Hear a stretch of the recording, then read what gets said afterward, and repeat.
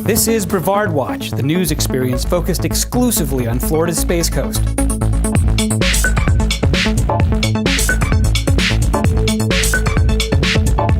I'm Matt Reed. Our thanks to Brevard Public Schools for making possible this third season of Brevard Watch. We hope you enjoy the in-depth interviews and headlines from across the Space Coast.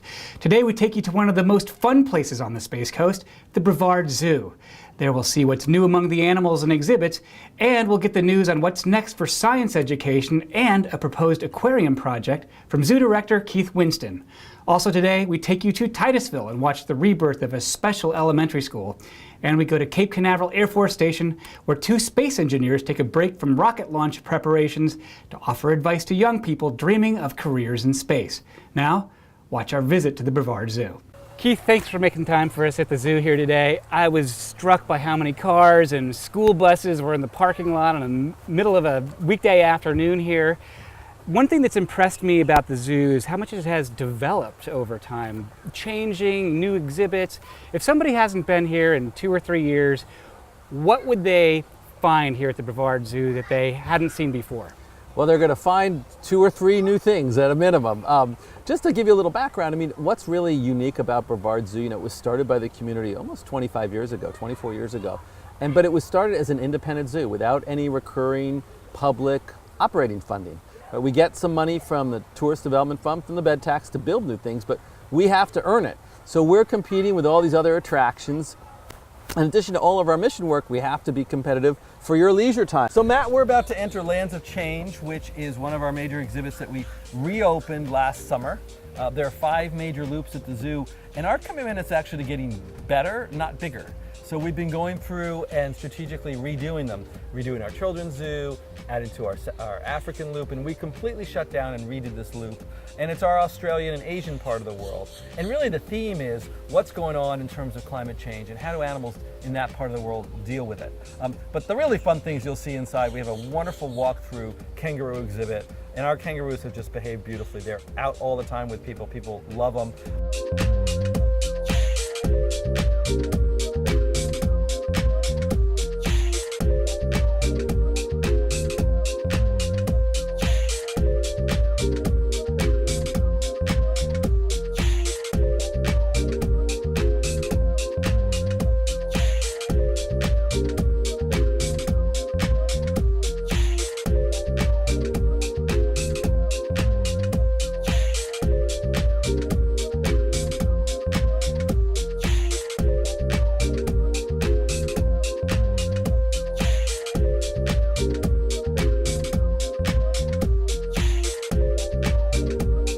Animals deal with change. How are they dealing with change in those parts of the world?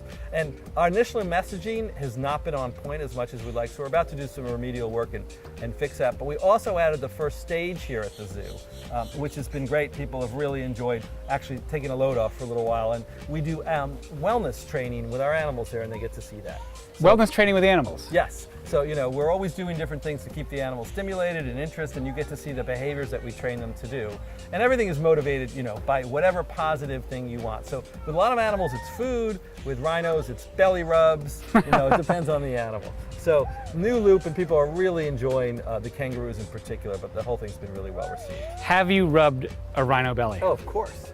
Okay, that's one of the perks of the job, right? One of the perks of the job. We actually do rhino encounters every day at noon. You can pay a very reasonable fee and get a chance to rub a rhino's belly. And the story is, we talked about how our animals come from other institutions. Our 2 female rhinos came from San Diego Wild Animal Park.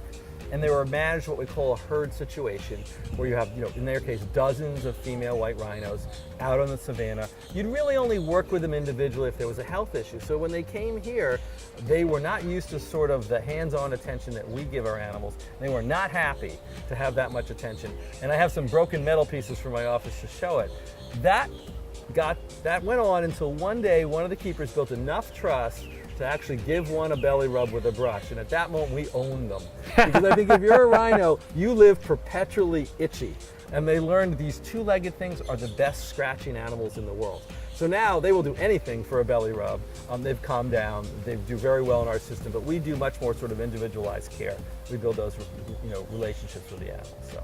I was going through the news feed about the Brevard Zoo, prepping for the show, Yep. of course, and the one thing that I noticed is how many animals are born here. Recently there's been a giraffe, Yeah. 2 emu chicks, 3 meerkats. Yeah.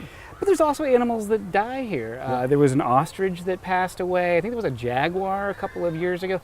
Give me a sense of how many animals at the zoo are born, live their life. I mean, does the zoo raise and trade animals? How does that work? Well, let me start by saying this, that mortality in zoos is 100%.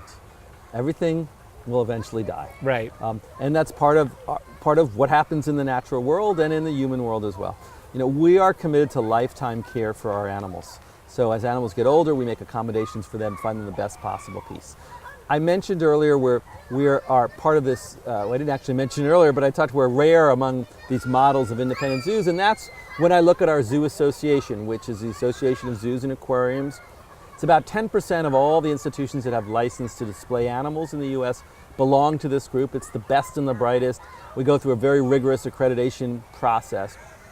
We collectively manage our animals in something called SSP, Species Survival Plans, and it's like computer dating for animals. So the answer is almost all of our mammals come from other zoos, a little smaller percentage for birds and reptiles, but almost everything else everything's coming from a captive situation. And typically there's no money involved at all. They're on breeding loan, or we're just matching them up according to what the computer program said is the best genetic mix. So we're always taking care of each other.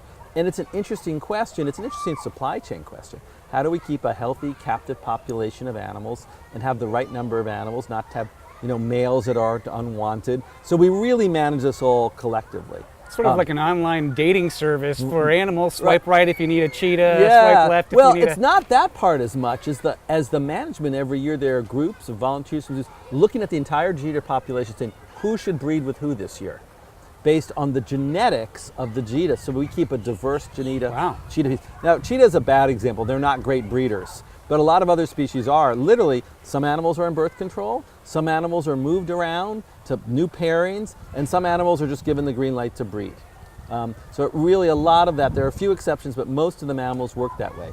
One of the things you mentioned about is obviously we always love to announce births, but we're also very committed to announcing deaths. If there's an animal that people in the zoo might have a relationship with, like Blue the ostrich, we want them to know what's going on, because if you don't trust us to take the best possible care of our animals, why should you trust us about issues related to the lagoon or your kids or anything else?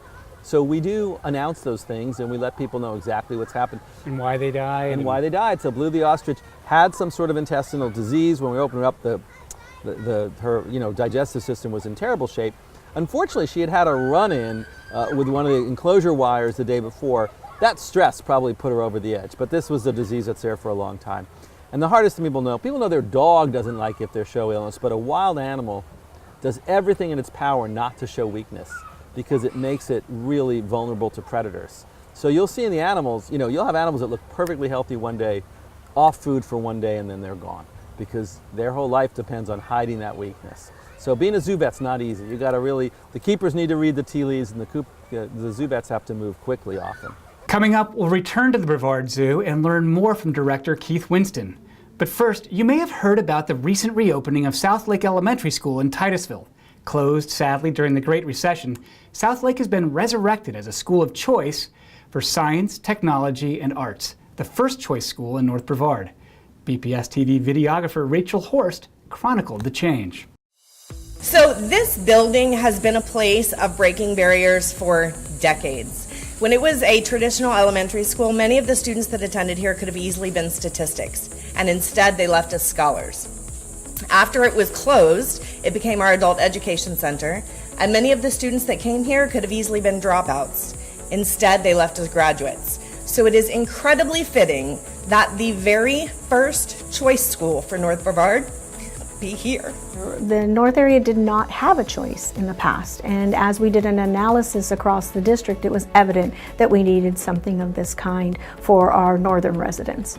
So I met Jennifer when she was a science teacher at Challenger 7, and her love for science, technology, engineering, arts, and math, we could not find a better candidate who embraces that love for the school.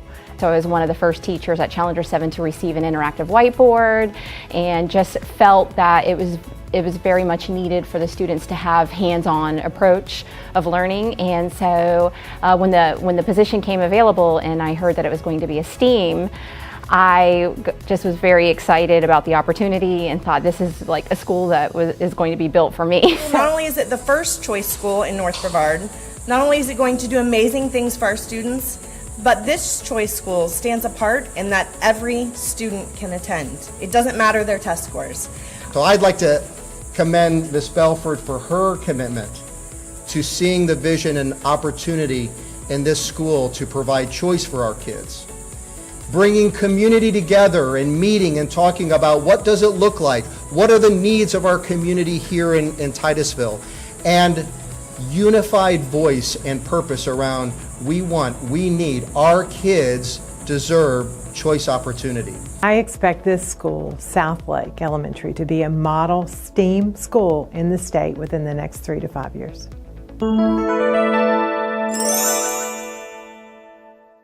This is Brevard Watch. I'm Matt Reed. My thanks to Brevard Public Schools for making this program possible.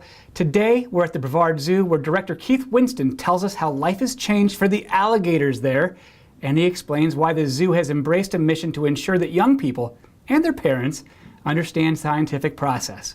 Watch. So another project we're actually really proud of was a smaller project. Last year we redid our American alligator exhibit and parts of our crocodile exhibits because over the years the pond, the alligator pond, had silted in and the banks had worn away. And the nature of our alligator group had changed. So when we started, before my time, originally there were like 20 alligators here. When I got here there was about 15. And when you have that many alligators in a small space, they don't set up territories. But starting last year we were down to like 6 or 8 of them, and they were starting to get territorial and started to beat up on each other. Okay. So you can either do a lot or you can do just the right number to hold the territories in that exhibit. And we thought it was healthier for the alligators to allow them to do the territorial thing.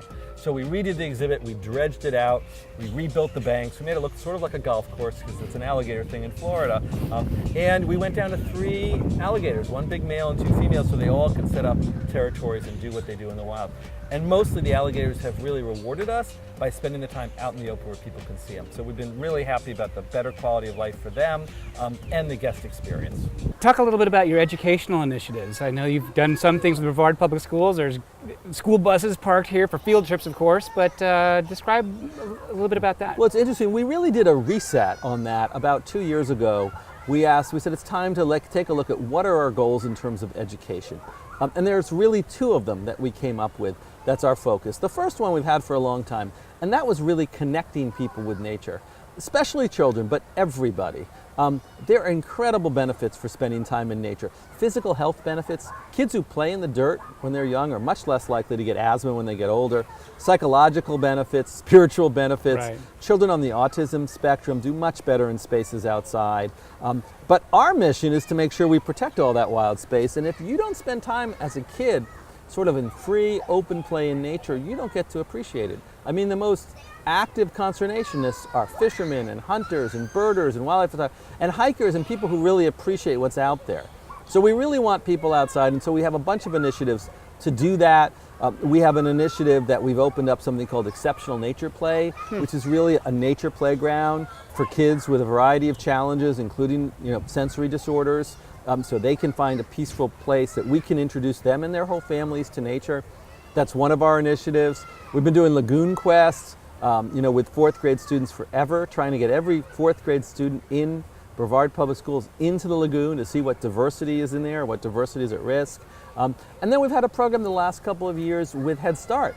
A lot of families that are economically challenged that might not have the tradition of visiting a place like a zoo.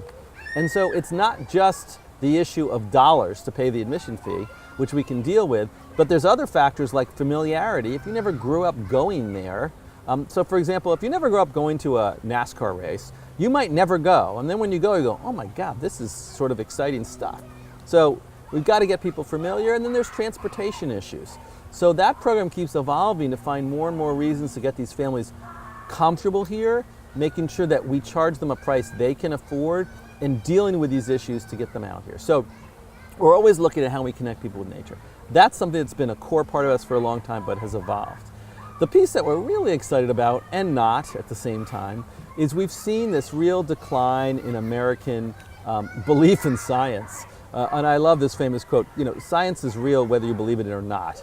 But we have a whole bunch of Americans now who pick and choose what science they believe in. They might believe in medicine, but not in climate science. They might believe in the engineering of a bridge, but not other pieces. And so we really feel like it's important for us to educate people, and especially kids, about the scientific process. So the other big pillar is exposing people of all ages, but especially students, to the process of science. So they are good consumers of science, and they understand science is messy. Science has different researchers who come up with different theories, and then they fight it out in the literature until really everyone says this is the right theory, this has been tested thoroughly, this explains things the best, this is what's actually going out there. And so we like to show that. Our dinosaur exhibit's a perfect example about it. It all talks about the evidence. How do you know what an animal looks like that went extinct 65 million years ago? And so as you go through our exhibit, you find the fossils that let us know. How do we know what this animal eats? Well, we found a dinosaur skeleton of that species, and we found little tiny skeletons of what it ate in its stomach, so we know. How do we know it had feathers? Because we found fossilized feathers. How do we know what color the dinosaur is? And that's tricky. The only time we know the color is if it's a feathered dinosaur. We could look at the crystal. The structure of the feather will tell us what color it is. So there's some things we'll never know about the dinosaur. So dinosaurs is a great chance for us to have that conversation. How does science work? There's a creative aspect of science. How do you test hypotheses? How do you gather data? And how do you come to conclusions? So that's the other part of our pillar. My daughter, who's 14, carries a cell phone. She's got all the knowledge on earth in her pocketbook, right? But what she might not have if we don't work with her is an understanding of how that knowledge was really developed. So that's the other part of our sort of education focus. The third thing we're just ramping up on is to really put the structure in place here in the zoo to make sure that what we're doing is effective and to constantly evaluate the outcomes of the programs we offer. So that's coming up next. We need to develop more capabilities in those areas. Coming up in the program, getting to know black bears at the Brevard Zoo, and the latest on a proposal to build an aquarium at Port Canaveral. But first, let's go to United Launch Alliance at Cape Canaveral, where engineers were preparing for a Delta IV Heavy rocket for the successful launch of the Parker Solar Probe. Two of them took a break to tell us how young people on the Space Coast can aim for careers in space. BPS TV producer Mike Francisco joined me in the control room. Tony, I know we have a lot of families and kids who watch this program. We're put on by Brevard Public Schools. What kind of education does someone need to go to work for United Launch Alliance or to go to work in the space industry in general? Well, we're incredibly lucky to be here in Brevard County, where we have access to some really incredible talent, students and some of the people that come in and support our mission. We're currently hiring in different areas. We're hiring technicians to be able to go process the rocket as we continue to move forward. We're also bringing in some support people in the finance area and some of our other support skills that are buried in the warehouse and that type of stuff. But we're also out hiring engineers to be able to come in and start doing the actual hands-on management and execution of the procedures to launch these rockets, and it's incredibly exciting. We actually have programs with the local schools, FIT and UCF, University of Florida, where we're doing projects with the schools, but those projects lead to really good candidates coming in and joining our workforce.